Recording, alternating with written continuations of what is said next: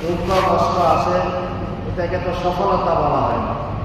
এই জন্য কোরআনের সফলতার অর্থই হইল দুনিয়াতেও সে সুখ শান্তি নিরাপত্তা লাভ করবে, আর মৃত্যুর পরে জাহান্নাম থেকে মুক্তি পায়া চিরদিনের জন্য চির সুখের জায়গা সে জান্নাত লাভ করবে।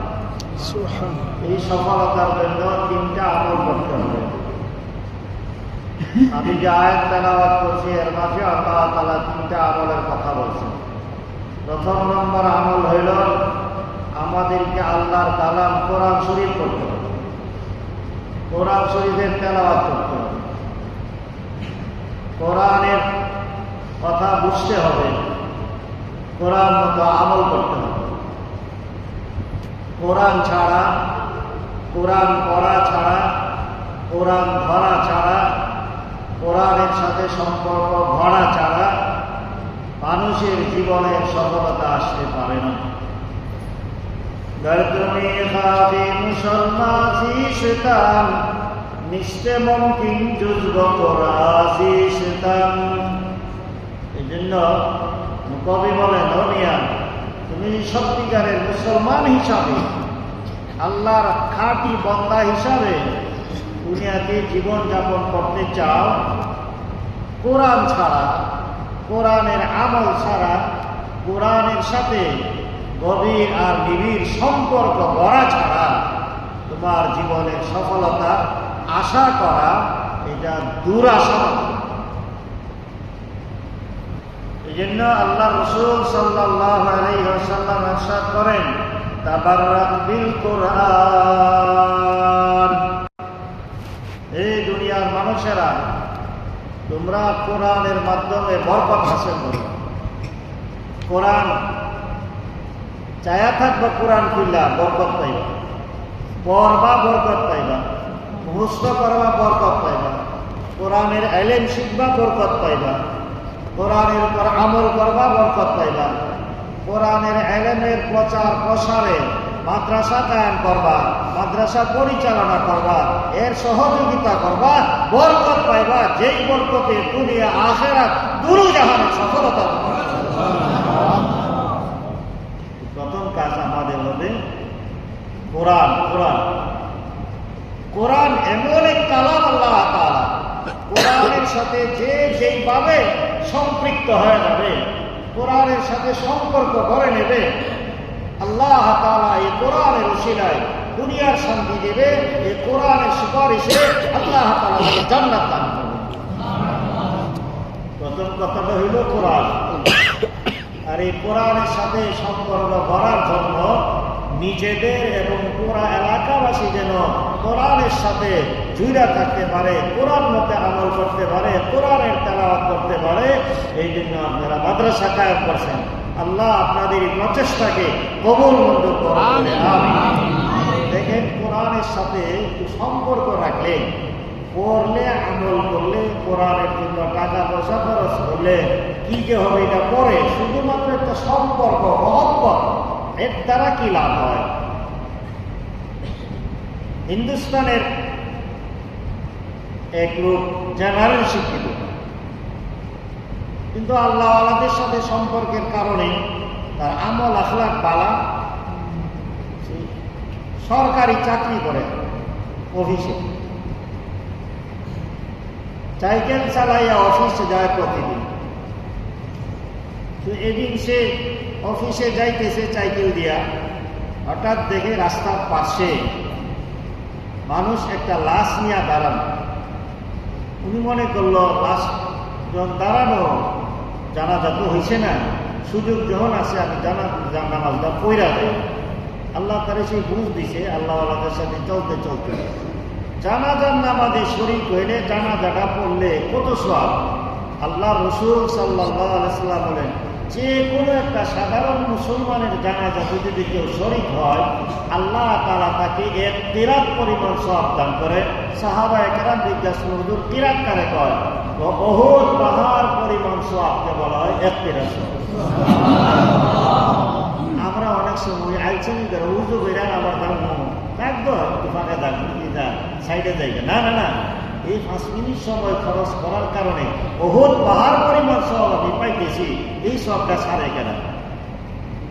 এমনটা যেন না হয়। বেচারা ভাবলো আচ্ছা নামাজটা পড়ে দেয়, আমার অফিসের টাইম যখন বাকি আছে।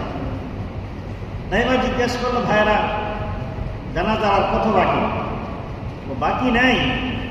তো পরে না, আমরা দাঁড়াই রয়েছি এই জন্য কোনো একজন আলেম বা জানাজা করতে পারে একজন, যদি কেউ যায় তারে দিয়ে আমরা জানাজাটা করবো। আমরা কেউ জানাজা নামাজ পড়াইতে জানি না।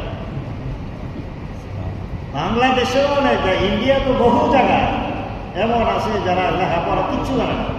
বাংলাদেশেও অনেক জায়গায় আছে, ওই জামে মসজিদে জুম্মার গল্প মসজিদে সে জন্ম না, শুক্রবার আলে মসজিদ ওদা এও কিতাব করে আল্লাহ জানে। ইন্ডিয়ার তো এমন বহু জায়গা। তখনকার সময় এটা ছিল এলাকাটা মূর্খ এলাকা। এখন উনি বলেন কি, যদিও সে ইংরেজি শিক্ষিত, আলেমালাম আছে, চলতে চলতে দোয়া কালামও জানে, ভাই তোমরা যদি অনুমতি দেও তাহলে আমি জানাজা নামাজ পড়াই দিতে পারি। তো ঠিক আছে, পড়াই দেন, আমরা বিভিন্ন অপেক্ষা করতেছিলাম। জানাজা নামাজ পড়াইছি। এবার উনি ভাবলেন যারা জানাজা নামাজ পড়তে জানে না, পড়াইতে জানে না, এরা তো সুন্নত মতো লাশটা দাফন করতে পারতো না। যে আল্লাহ যখন আমার একটা সুযোগ দিছে, আমি লাশটারে দাফনের মধ্যে শরীক হয়ে যাই। সে নিজে লাশ নিয়ে নিচে নামছে, লাশে দাফন করছে সুন্দরভাবে। হাদিসের মধ্যে আছে যে জানাজার নামাজ পড়লো সে তো 1 কিরাত সওয়াব পাইল, আবার দাফনের মধ্যে শরীক থাকলে আরো 1 কিরাত সওয়াব, মোট 2 কিরাত, 2টা ওহদ পাহাড় পরিমাণ সওয়াব ছিল। সে বেচারা ঠিক আছে, আল্লাহ যখন সুযোগ মিলাই দিছে, এটা তো সামিল হয়েছে, খবর দিছে, যথারীতি সে চলে গেছে অফিসে দেয়া। সে দেখে তার বুকের পকেটে একটা কাগজ ছিল, যেটা অফিসিয়াল, তার জরুরি কাগজ দাঁড়ায়, কোথায় করছে তাও বলতে পারে না। তখন তার সন্দেহ হইল, এই জন্যই আর কবরে নামছি, লাশটাকে দাফন করছি, হয়তো বা ওই সময় পয়রা যেতে পারে, একদিন থাকলে তো এই সময় পাবে না, সন্দেহ আর কি, হয়তো এমনটা হইতে পারে। কাজে সে আবার সাইকেল মাইরা এই জায়গাতে আসছে। এসে যে এখনো কিছু মানুষজন আছে জরুরি অবস্থা, তাদের ওই ভাই আমার তো এই সমস্যা, কোথায় বলছে তা তো বলতে পারি না, তো আমার মনে হইতেছে এই লাশটা দাফন করার সময় বিষয় করে আছে বুকের পকেট থেকে, তোমরা যদি অনুমতি দেও আমি খবর করবো, দেখবো, পাইলে তো পাইলাম, না পাইলে তোমাদের আবার রাস্তায় আবার সুন্দর করে এইভাবে দাফন করে দেব।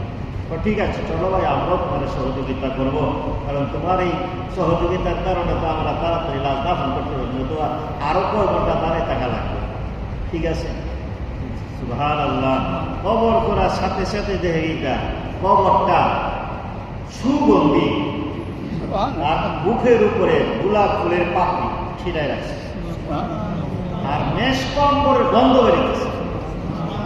এখন তো সে আশ্চর্য, আমি নিজে দাফন করলাম, মেষ পাপড় তো দেই নাই, কোনো আতর দেই নাই, কোনো গোলাপের একটা ফুলও রাখছি না, এত গোলাপের পাপড়ি আইলি করতে গেল, আর এর উপরেই তার কাগজগুলো পড়ে বসে।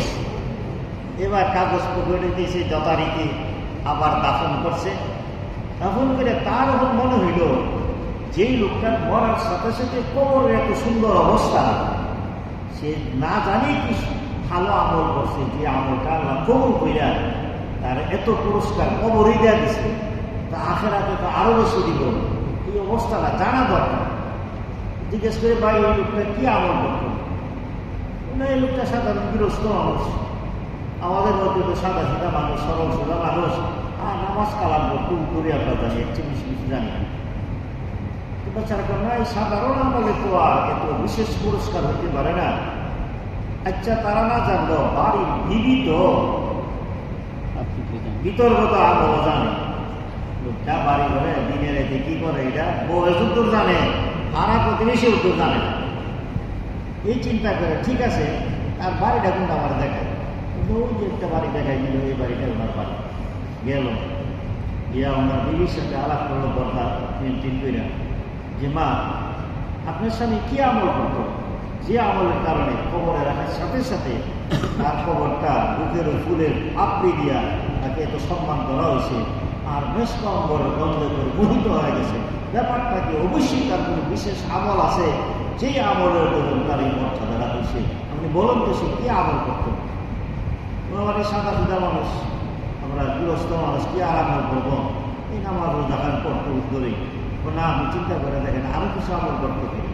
তো হ্যাঁ, একটা আমল করতে দেখলাম, ঘুমাইবার আগে এই থাকতে যা কোরআন শরীফটা লই, কোরআন শরীফ পড়তে জানে না, খুললা খুললা আঙ্গুল আড়াই করে কইতো এ মেরা রবটা করা আমার আল্লাহর কালাম, আল্লাহ যা কইছে সত্য কইছে, আমি পড়তে জানি না, বুঝতে জানি না।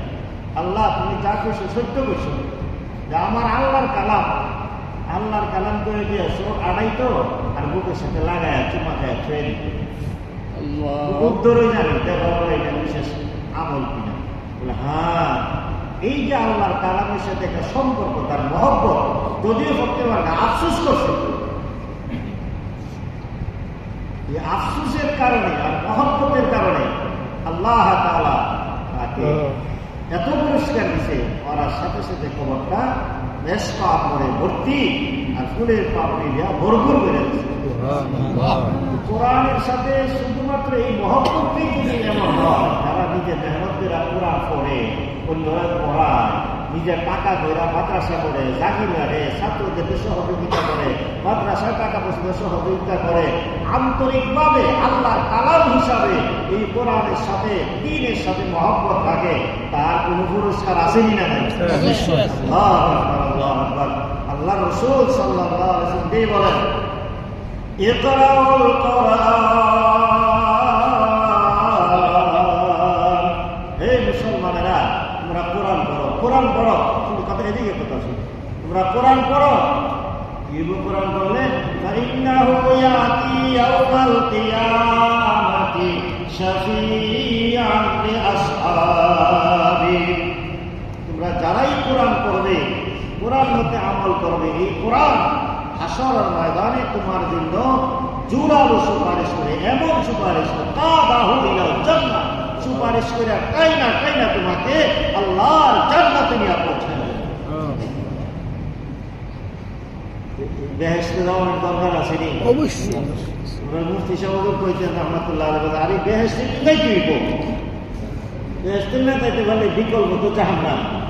জাহান্নাম তো সহ্য করে নিত না, বেহেশতে তো যাইতে হইব। যে আমলে বেহেশতে যাওয়া যাইব, এই আমলে তো করতে হইব। আল্লাহর কালাম পড়লে, আল্লাহর কালামের সাথে মহব্বত রাখলে, আল্লাহর কালামের জন্য জান মাল খরচ করলে, এই উসিলায় আল্লাহর কালামের সুপারিশে আল্লাহ তাআলা ওই লোকটাকে আল্লাহর জান্নাত দান করেন। এই জন্য আমাদের প্রথম কাজ হইল কি? আল্লাহর কালামের সাথে সম্পর্ক করা, কোরআন শরীফ অন্তত দেখা দেখা যতটুকু পারা যায় প্রতিদিন কোরআনের তেলাওয়াত। কি সোয়াব! মুস্ত যদি পড়ে কেউ উযু ছাড়া, প্রত্যেকটা অক্ষরে 10টা করে লিখতে, উযু কইরা করলে 25টা নেই।